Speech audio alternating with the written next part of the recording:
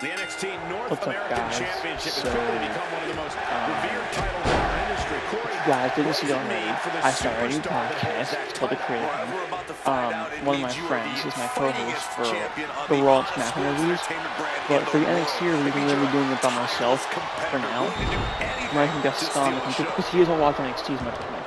So these ones are going to be more like alone. So these might be a lot shorter than the Raw and SmackDown ones because it's me alone.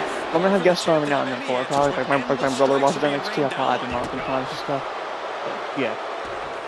So I was originally gonna be doing maybe an NXT / AEW dynamic like combined review on this episode, but I may not do AEW just yet because that's a lot of uploading in one week. And again, this is our first week doing this show. So I kind of want to get used to the schedule first before I do more episodes. So I might wait to do AEW till like the next pay-per-view. Like their next pay-per-view. That's probably my goal. So for now, I can do Raw, NXT, SmackDown, and then WWE pay-per-views when they happen. That's kind of the schedule I'm looking at right now at the moment. So anyway, without further ado, let's start the review. This is the first ever. This is the NXT episode from April 21st.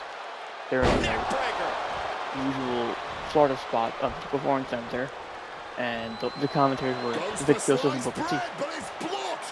So this first match on the card, Myles Borne, NXT North American champion, has been feuding with the faction on NXT known as Darkstate. With the 4 members in it: Dion, Lennox, Osiris, Griffin, Saquon, Shugars, and Cutler. But out of the 4 of them, Dion Lennox has been the one that's like been targeting Myles Borne. He wants North American title shot, so he got on the show. So Myles Borne defended North American title against Dion Lennox. And basically, what happened was Myles Borne retained. I had a feeling. This was actually his 3rd defense, by the way, of the title. The first one was Ethan Page, then John Gargano, and now it's Dion Lennox. This is his 3rd defense. So he retained. Good opener. Fun title match. I really enjoyed it. Then there was like a funny backstage thing with Blake Monroe and the Vanity Project, who evolved. It's Jackson Drake, and then Brad Baylor and Ricky Smokeswood, who are the current NXT Tag Team Champions. And they've been having a little love triangle with Blake Monroe. It's very fun. Yeah, that's it for this first segment. So, next match. Alright, next match is here. So basically, guys, Joe Hendry versus Keanu Carver is up next. Keanu Carver is actually from Evolve, and they're pushing him pretty hard. They seem like they're very high on him as like a top heel on NXT. They're using him very well. On the other hand, Joe Hendry, big TNA star from TNA. He was the TNA World Champion for a while.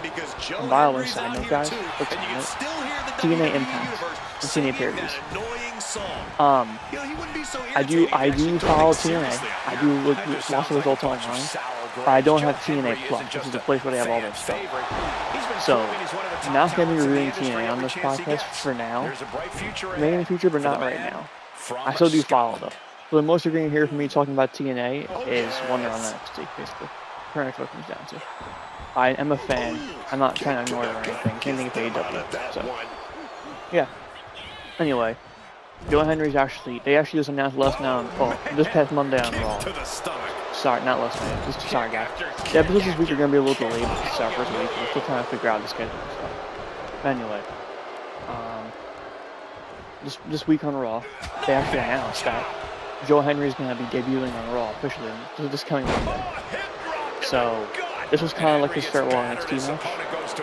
And they did the right decision, I feel like, in my opinion. They put the guy over that's staying on NXT. Because Keanu Carver won. But not by pinfall, not by submission, not by anything like that. He won by referee stoppage because he was beating down Joe Hendry for too long, and he won by referee stoppage. So, I think it was the right move because you want to build him with a top heel. That's a good way to do it. So, that was really fun.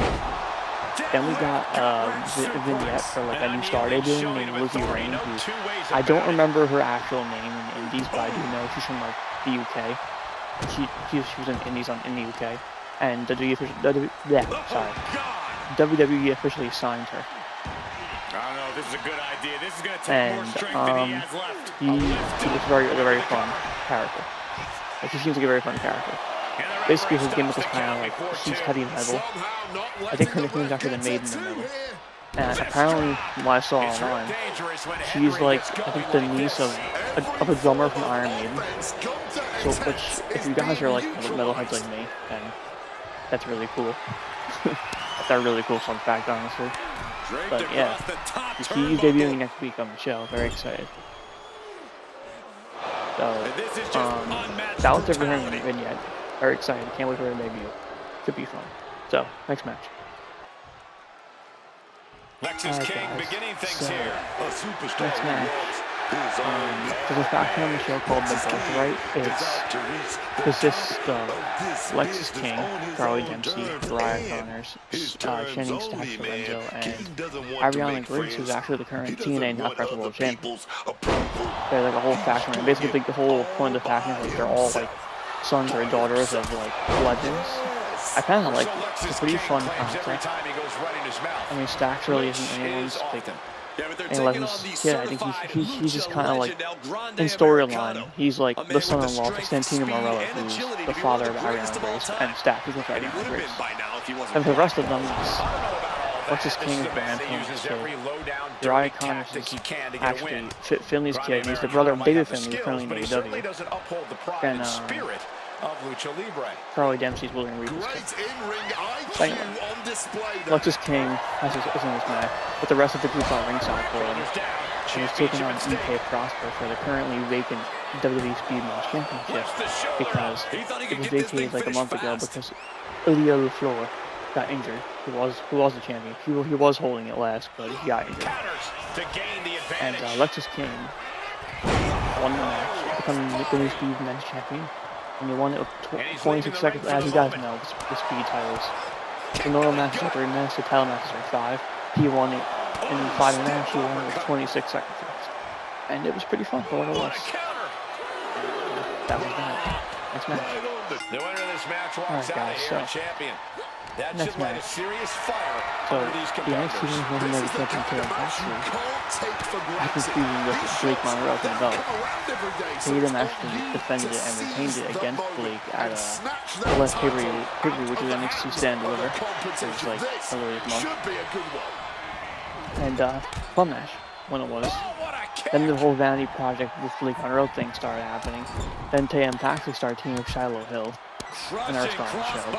And basically, pretty much what happened was, one of these weeks earlier this month, I forgot which episode, but they had Tatum and Shiloh take on Blake and Jackson Drake in the Vanity project, big mixed tag team match.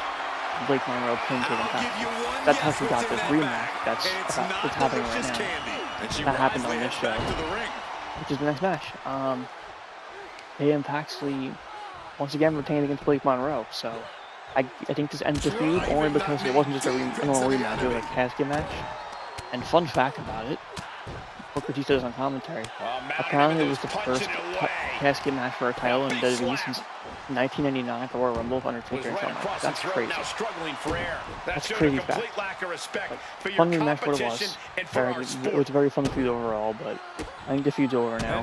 Tatum's moving on to someone new, so fun match, and let's move on to the next one.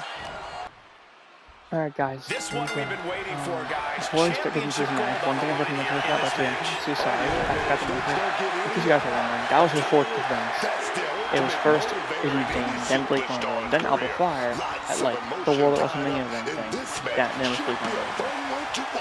Yeah, anyway, the next thing though, same thing about Will Vice is a AAA champion, so I'm just gonna say this now, AAA. I'm also a fan of that, but same thing as TNA. I just don't have the time for AAA. I do keep up with it, and it seems like a very fun show. I know Undertaker books it. It does look like a really fun show.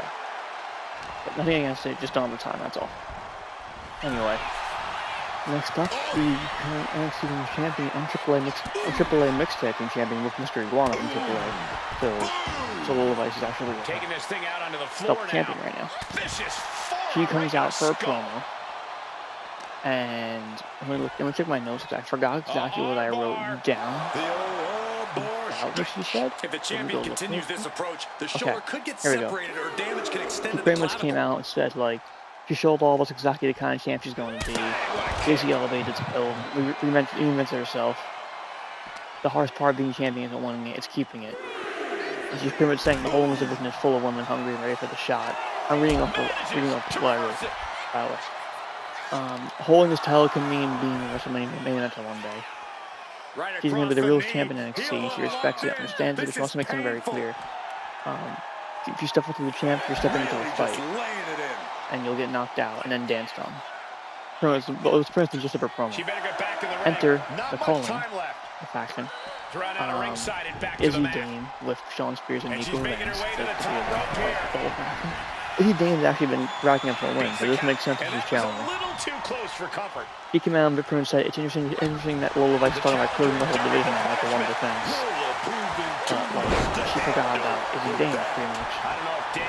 Lola Vice is one wonderful woman who has to prove herself every time she gets into the ring. Proving herself. And she's pretty much, Izzy Dame is pretty much saying she's watching, learning, and waiting for the moment when Lola makes her first mistake, and she will make a mistake and Izzy will tell her. And Lola Vice left that off and was like, you know, all that studying and waiting just sounds like hesitation. But he hopes she waits for the right moment, because when she does, she'll have her ass kicked. And Izzy pretty much said she's going to learn that the Colling's 2 steps ahead, and that's why she'll get you. That, Nico Vance and Sean Spears, circle Lola Vice, and then Nico Vance yanks one of the belts from Lola shorts. And as he does that, he's distracted by it. Bam, Izzy Dame hits her with a boot, big boot. And she stands over Lola Vice and now for a second. Then we get Lexis King for making an interview backstage. Kurt's dragging it like, you know, finally she's got a champ that was born to do this. And just gets her, and then the new guy that's been like showing up from AAA, Dorian Van Dux. He rolls up and like he'll prosper, and they want to tag match this week against 2 members of the BirthRight. And Ariana brings a catch for them. But for now, they're going to solo.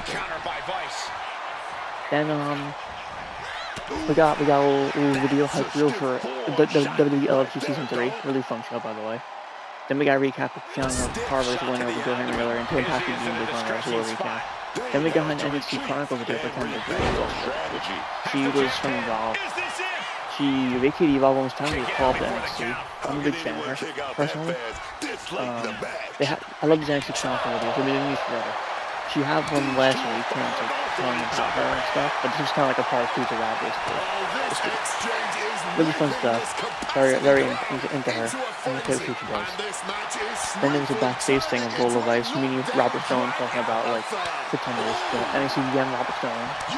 But then there's a crash in the background, and it's 50 Cent speeding up Charlotte Hill. And then Robert Stone makes the official for next week, Charlotte Hill versus 50 Cent. And that was it. Next match is the main event. Here we go.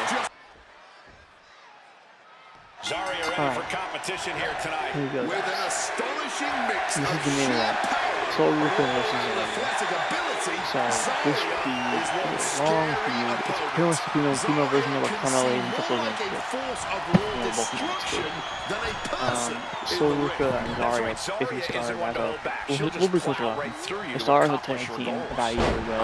They were very fun. They were kind of like the new version of RK Bro with Matt Riddle and Randy Orton. Like really fun like that. Just obviously it's kind of putting off. They were tag team for a long time. Ruca won the women's record title and Speed women's title at the same time. Double champ for a long time. Basically, Ruca's been on opportunities all these belts, and Zaria was jealous, so she wasn't getting there. Pretty much laughing when Zaria turned heel and betrayed Ruca and Spear. And they've been cheating ever since. This was back in like March, a month ago. And they basically had their first match at Stand and Deliver, and Ruca won. But then the next week Zaria attacked her and pretty much just saying this isn't over and stuff. So this is the rematch on this show tonight. And it's the last woman standing rematch. I just realized now I forgot to make the mats that stipulation. So I apologize. The background. It's the match I'm playing for you guys to watch. I apologize. I forgot to make it the stipulation. But yeah, it is what it is. Yeah, that's my first week, okay? I'm sorry. Anyway. Soul Ruca was actually on Raw this week. Same with Ethan Page. Soul Ruca was also on Raw. She actually had a really good match with the Women's World Champion Morgan for Judgment Day on Raw. And I guess that's a sign Soul Ruca's getting called up. I have a feeling this is her final NXT match as well, just like Hendry. Because Soul Ruca pretty much I guess this was like her putting Zaria over. I don't know what I'm saying. I guess it was her putting Zaria over. So Ruca lost this match. It was a really good match with her. It felt like the finale of the feud, and it makes sense. They give Zaria the win because they put over the person that's staying on NXT. So Ruca's getting called up, just taking the loss, just like Keanu Carver earlier with Joe Hendry. We're getting Ethan Page, Joe Hendry, and so Ruca all called up at the same time. So. And JC James now on the show, so I have a feeling her and Fatal Olympus is going to go on SmackDown as well. But that's just me. I don't know. But yeah, that was the show. Also, since I know these episodes are going to be kind of short, it's just me doing NXT alone, I have a feeling it's going to be short. Really, so I kind of want to do fun little things at the end of all these shows. Kind of like a news segment. I may start doing that maybe next week because I'm not prepared for this week. Oh, also, I forgot to mention, this NXT episode is actually a special. They did a 2-week NXT special called NXT Revenge. Last week was week 1, this was week 2. But anyway, I'll go over quick like news items and like my thoughts on them, and next week I'll go more in depth with them. Like pretty much, let's see, it was talents at the WrestleMania weekend, like in hotels swarming. They're being swarmed by fans with no security, which is kind of messed up. NXT calls, so Ethan Page over for Hendry, Dario and the world title. Like, there wasn't really much stuff this week. But, yeah. Here's what it is. It was fun.